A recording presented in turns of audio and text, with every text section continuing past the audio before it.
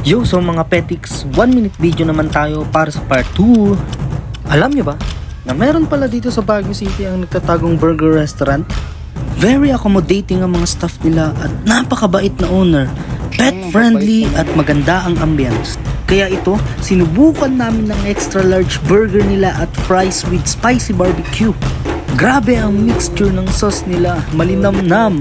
Unang kagat, cholesterol agad. Charot. Hindi lang ito ang una at huli. Sigurado akong babalik-balikan mo ito kasama ang tropa. Salamat din sa owner ng restaurant dahil binigyan kami ng free yogurt. Susubukan naman natin guys itong strawberry yogurt. Ang sarap siya guys. Mauubos ko to. Mango yogurt.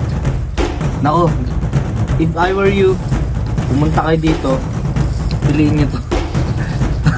At sa wakas, nakakain na rin ako ng burger.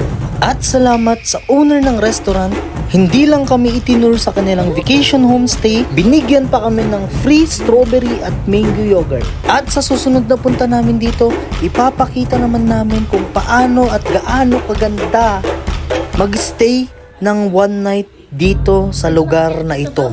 Salamat sa panonood ninyo. Salamat mga petics sa walang sawang suporta. Gagawin namin lahat para kayo ay mapasaya, ma-entertain at makapag-share ng aming wisdom and knowledge. Pasalamat sa kanya.